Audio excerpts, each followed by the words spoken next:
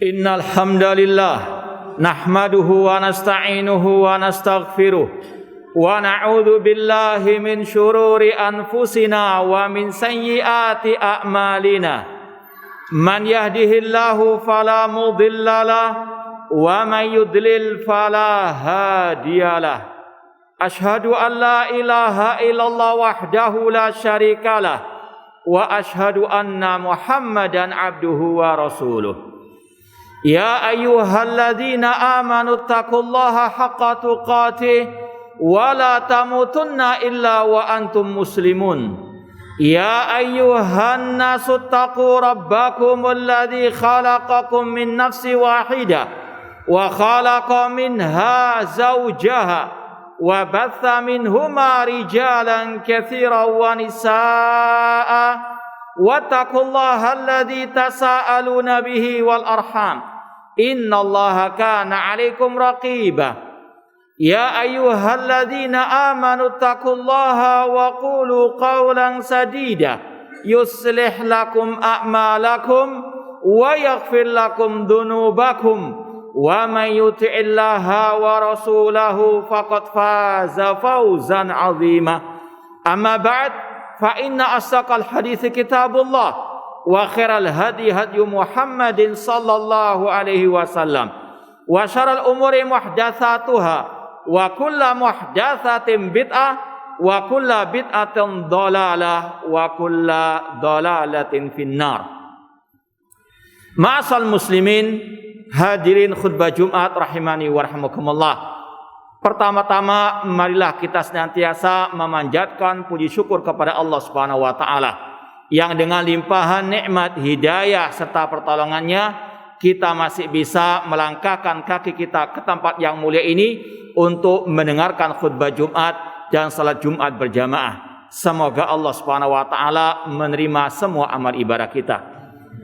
Kemudian ma'asal muslimin rahimani wa rahimakumullah, kami wasiatkan kepada diri kami dan kepada jamaah sekalian untuk senantiasa meningkatkan ketakwaan kepada Allah Subhanahu wa taala.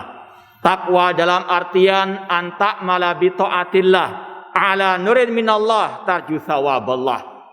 Kata seorang ulama tabi'in yang bernama Talaq bin Habib rahimallah, takwa adalah engkau melaksanakan ketaatan kepada Allah di atas cahaya dari Allah, di atas dalil dari Al-Quran maupun sunnah Rasulullah SAW dalam rangka mengharapkan pahala dari Allah. Takwa dalam artian antatruka maksiatallah ala nurin minallah takhafu iqaballah, dan engkau meninggalkan maksiat kepada Allah di atas cahaya dari Allah dalam rangka takut azab Allah. Ma'asal muslimin, hadirin khutbah Jumat rahimani wa rahimakumullah.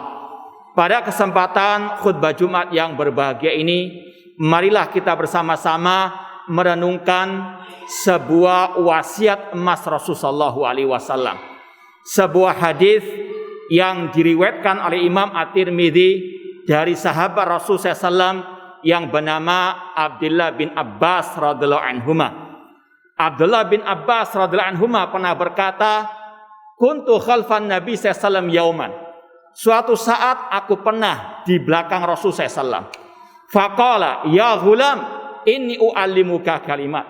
Kemudian Rasul bersabda, "Wahai anak kecil, aku akan mengajarimu beberapa hal.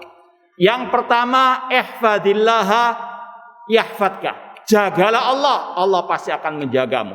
Ihfadillaha tajidhu tujahak. Jagalah Allah, Allah senantiasa akan ada di hadapanmu. Idza sa'alta fas'alillah wa idza sta'anta fasta'in billah. Jika engkau mohonlah kepada Allah. Jika engkau minta pertolongan, mintalah pertolongan kepada Allah. Kemudian kata Rasul yang ketiga, wa'lam annal ummata law istama'at ala an yanfa'uka bi syai'in lam yanfa'uka illa bi syai'in qad kataballahu laka. Ketahuilah, seandainya seluruh umat manusia berkumpul untuk memberikan kebaikan, kemaslahatan kepadamu, mereka tidak akan sanggup memberikannya kecuali apa yang Allah takdirkan untukmu. Walau istama'u ala an yadurruka bi syai'in lam yadurruka illa bi syai'in qad kataballahu alaik. Rufiatil aqlam wa jaffatis suhuf. Kemudian kata Rasul, dan seandainya seluruh umat manusia berkumpul untuk mencelakakan dirimu, Mereka tidak akan mungkin bisa mencelakakan dirimu dengan sesuatu kecuali apa yang telah Allah takdirkan atasmu. Telah diangkat pena takdir dan telah kering lembaran-lembaran takdir. Ma'asal muslimin rahimani wa rahimakumullah. Seorang ulama yang bernama Al-Imam Ibn Rajab Al-Hambali rahimahullah berkata tentang hadis ini. Kata beliau, hadal hadis yatadamman wasaya azima.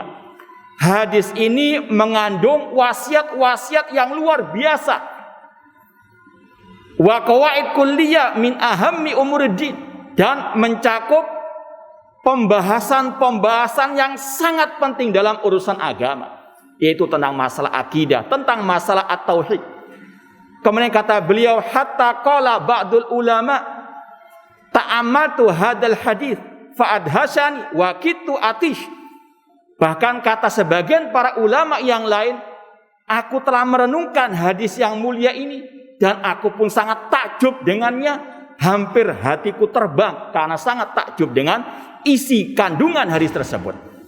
Kemudian kata beliau, fawa asafa minal jahli bihadal hadis wa qillati tafahum li makna, dan alangkah disayangkan kalau ada orang yang masih belum paham hadis ini atau kurang mempelajari hadis ini. Oleh karena itulah ma'asal muslimin, karena pentingnya hadis ini, mari kita bersama-sama merenungkannya.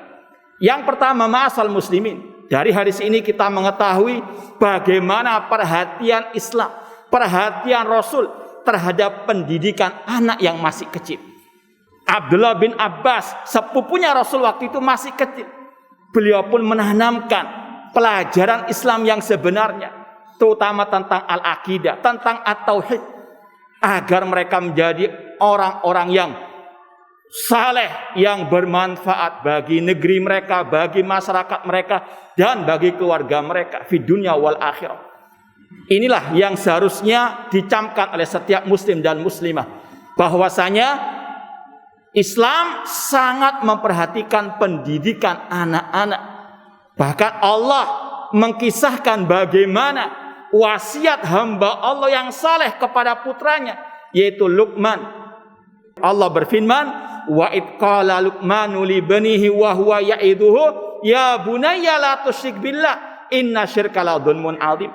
Ingatlah ketika Luqman berkata kepada putranya pada saat beliau memberikan nasihat wejangan kepada putranya, kepada anaknya, wahai anakku, la tusyrik billah, jangan engkau berbuat syirik, jangan engkau menyembah kepada selain Allah, karena kesyirikan adalah kedzaliman yang sangat besar.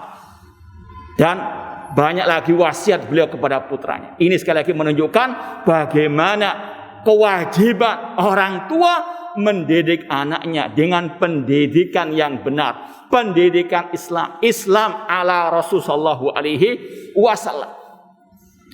Kemudian yang kedua, ma'asal muslimin, Rasul memberikan pendidikan yang pertama kali, ihfadillah yahfadka. Jagalah Allah, Allah pasti akan menjagamu. Allah khairun hafidha, Allah sebaik-baik yang menjaga. Namun kata para ulama, makna hadis ini jagalah Allah, jagalah perintah Allah, jagalah larangan Allah. Jagalah perintah Allah dengan engkau melaksanakannya. Dan perintah Allah yang pertama dan yang paling utama, mentauhidkannya. Wa'budullah wa la tusyriku bi syai'a. Beribadalah kepada Allah saja, jangan berbuat syirik. Bahkan kata para ulama, ayat pertama yang bentuknya perintah dalam mushaf Al-Quran, perintah untuk bertauhid, mengesahkan Allah dalam ibadah. Ya ayyuhan nas u'budu rabbakum alladzi khalaqakum walladzina min qablikum la'allakum tattaqun. Wahai manusia, ibadahilah Rabb kalian, Allah Subhanahu wa taala, yang menciptakan kalian dan orang-orang sebelum kalian, agar kalian bertakwa. Jagalah Allah, yaitu jagalah tauhidullah, menjaga ketauhidan kita kepada Allah, dengan kita tetap istiqamah beribadah hanya kepada Allah dan tidak beribadah kepada siapapun dari makhluknya, baik kepada nabi, para wali dan sebagainya. Iyyaka na'budu wa iyyaka nasta'in. Jagalah Allah, jagalah tauhid Allah, jagalah syariat Allah, Di antaranya salat 5 waktu. Allah berfirman, "Hafidhu 'ala sholawati wassalatil wusta wa qumu lillahi qanitin." Jagalah salat-salat kalian yang 5 waktu, terutama salat wusta yaitu salat asar, dan hendaklah kalian orang-orang yang rajin beribadah kepada Allah Subhanahu wa taala. Demikian pula menjaga larangan Allah.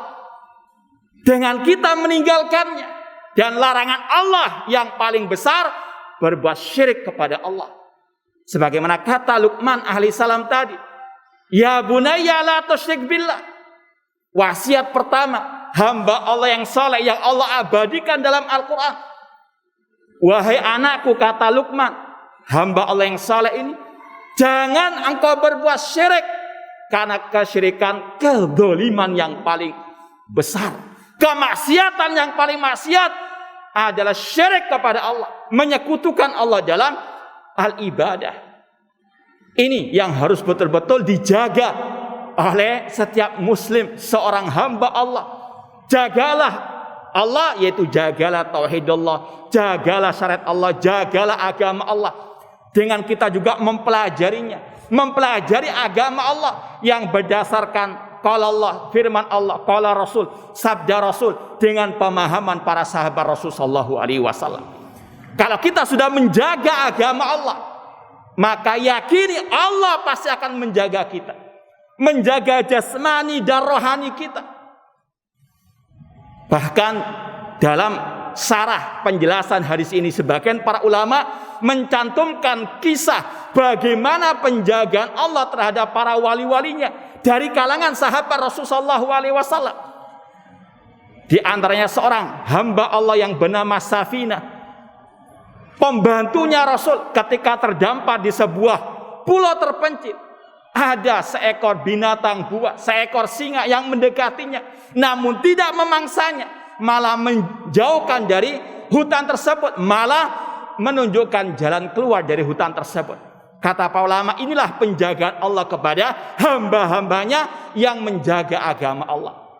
Namun yakini, hamba Allah yang beriman, yang bertakwa, inilah yang disebut oleh Allah sebagai walinya. Ala inna awliya Allah la khaufun alaihim wa lahum yahzan. Ketahuilah, wali-wali Allah tidak ada rasa takut, tidak ada rasa khawatir, tidak rasa bersedih hati. Siapa mereka? Alladzina amanu wa kanu yattaqun. Yaitu mereka-mereka yang beriman, bertauhid, dan mereka bertakwa, menjalankan perintah Allah, meninggalkan larangan Allah Subhanahu wa taala. Ini namanya wali Allah. Bukan wali Allah orang yang gila, bukan orang yang tidak waras. Na'udzubillah min dzalik, meskipun punya hal-hal yang luar biasa, itu bukan wali Allah. Wali Allah, kata Allah, yang beriman, yang rajin ibadah, tentunya dengan ikhlas dan mengikuti ajaran Rasulullah sallallahu alaihi wasallam. Ini kata Rasulullah SAW, jagalah Allah, jagalah agama Allah, Allah pasti akan menjagamu fid dunya wal akhirah. Apalagi di kala pandemi seperti ini, mari ma'asal muslimin, kita jaga agama Allah agar Allah menjaga kita. Kemudian wasiat Rasul yang kedua, idza sa'alta fas'alillah. Jika engkau mohonlah kepada Allah. Wa idza sta'anta fasta'in billah. Jika engkau minta tolong, mintalah tolong kepada Allah. Terutama dalam hal-hal yang makhluk tidak bisa melakukannya. Seperti menyembuhkan penyakit, hanya Allah yang bisa menyembuhkan penyakit. Rasul mengatakan, Allahumma rabban nas adhibil ba'sa wasfi anta syafi. Ya Allah, hilangkanlah penyakit ini, sembuhkanlah penyakit ini. Engkau adalah asy-syafi, yang maha menyembuhkan. Nabi Ibrahim berkata, fa idza maritu fahuwa yashfin. Jika aku sakit, Allah yang menyembuhkan. Demikian pula yang bisa menghilangkan musibah hanyalah Allah. Allah mengatakan, wa iyyam saskallahu bidurrin fala kashifa lahu illa huwa. Apabila Allah menimpakan musibah, tidak ada yang bisa mengentasnya kecuali Allah Subhanahu wa taala. Maka jangan minta diangkat musibah ini dari selain Allah. Jangan minta kepada wali yang telah mati, jangan minta kepada orang-orang yang katanya pintar atau sakti dan sebagainya. Naudzubillah min dzalik. Ini syirik kepada Allah Subhanahu wa taala. Minta kepada Allah.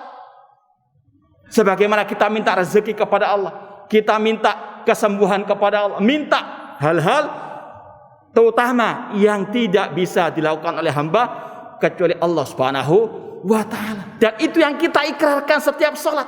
Iyyaka na'budu wa iyyaka nasta'in.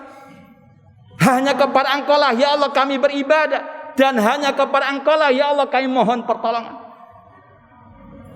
Maka sekali lagi ma'asal muslimin, sungguh keliru mereka-mereka yang minta kepada selain Allah yang tidak bisa mendatangkan manfaat atau madarat selain Allah Subhanahu wa taala. Bahkan Allah mengatakan, "Wa man adallu mimman yad'u min dunillah man la yastajibu lahu ila yaumil qiyamah." Siapakah yang lebih sesat dari orang-orang yang meminta-minta kepada selain Allah yang tidak bisa mengabulkan doa mereka? Seperti tadi, jangankan manusia biasa, nabi ataupun wali yang telah mati, mereka tidak bisa mendengarkan doa kita, bahkan tidak mungkin bisa mengabulkan doa kita. Yang bisa mengabulkan doa kita hanyalah Allah. Allah berfirman, "Ud'uni astajib lak." Berdoalah kepadaku, aku akan kabulkan. Wa idza sa'alaka ibadi anni fa inni qarib ujibu da'watad da'i idza da'a. Apabila hambaku bertanya kepada engkau Nabi Muhammad tentang diriku, jawablah, aku dekat, aku mengabulkan doa yang berdoa kepadaku. Yang bisa mengabulkan doa hanyalah Allah. Orang yang telah meninggal dunia, yang telah mati, siapapun mereka, tidak bisa mendengarkan doa orang yang masih hidup. Allah yang mengatakan demikian, "Wa ma anta bimusmi'in man fil kubur." Engkau wahai Nabi Muhammad tidak bisa memperdengarkan ucapanmu kepada yang sudah dikubur. Innaka la tusmi'ul mauta. Sesungguhnya engkau Nabi Muhammad tidak bisa memperdengarkan doamu, ucapan kepada yang telah mati. Maka ma'asal muslimin, idza sa'ata fas'alillah wa idza sta'anta fasta'in billah. Aqul qouli hadza wa astaghfiru lakum wa lisam min kulli dzambin fastaghfiru innahu huwal ghafurur rahim. Alhamdulillah wassalatu wassalamu ala Rasulillah wa ala alihi wa ashabihi wa man walah, amma ba'd. Kemudian dalam wasiat Rasul yang ketiga, Rasul menyatakan, ketahuilah seandainya seluruh umat manusia berkumpul untuk memberikan manfaat atau untuk memberikan madarat, tidak ada yang bisa sanggup kecuali apa yang telah Allah takdirkan. Ini yang wajib kita yakini. Ada keterkaitan erat antara kita beribadah kepada Allah dengan takdir atau iman kepada takdir. Kenapa kita hanya beribadah kepada Allah? Karena yang mengatur semua ini adalah Allah Subhanahu wa taala. Karena yang mentakdirkan ini semuanya Allah, maka kita hanya beribadah hanya kepada Allah. Yang bisa mendatangkan manfaat dan madarat hanyalah Allah. Jangankan manusia biasa, Nabi Muhammad SAW, Allah katakan, Allah perintahkan, "Qul la amliku li nafsi naf'an wala dharran illa masyaallah." Katakan wahai Nabi Muhammad, aku yaitu Nabi Muhammad tidak bisa mendatangkan manfaat dan madarat bagi diriku kecuali dengan seizin dari Allah Subhanahu wa taala. Semua dengan takdir Allah. Maka gantungkan hati kita kepada Allah. Dan iman kepada takdir wajib menggabungkan antara dua hal, usaha dan tawakal, bergantung kepada Allah. Rasul bersabda, "Ihris ala ma yanfa'uka wasta'in billah." Bersemangatlah dalam menggapai yang bermanfaat dalam urusan dunia maupun akhirat, dan minta tolong kepada Allah. Contoh, sekarang kita pakai masker. Ini usaha. Namun hati tetap bergantung kepada Allah. Ini namanya tawakal yang sebenarnya. Tawakal itu bukan berarti tidak berusaha, tidak. Kita tetap berusaha, tetap menjalankan prokes, tapi hati bergantung kepada Allah. Yang bisa menyelamatkan kita Allah, bukan masker ini. Tapi sekali lagi harus menggabungkan dua hal tadi. Tawakal, hati bergantung kepada Allah, namun kita juga berusaha. Sebagaimana kata Rasul tadi. Bahkan dalam riwayat lain Rasul ditanya, "Ya Rasulullah, apakah aku membiarkan untaku dan aku tawakal saja atau aku ikat?" Kata Rasul, "Ikilha wa tawakal." Ikat untamu, usaha dulu, kemudian tawakal, bergantung kepada Allah Subhanahu wa taala. Semoga Allah Subhanahu wa taala menyelamatkan kita di dunia wal akhirah, dan semoga Allah Subhanahu wa taala menjadikan kita orang-orang yang selalu bertauhid dan semoga Allah mengakhiri hidup kita dengan kalimat tauhid la ilaha illallah. Allahumma shalli ala Muhammad wa ala ali Muhammad kama shallaita ala Ibrahim wa ala Ibrahim innaka Hamidum Majid. Wa barik ala Muhammad wa ala ali Muhammad kama barakta ala Ibrahim wa ala Ibrahim innaka Hamidum Majid.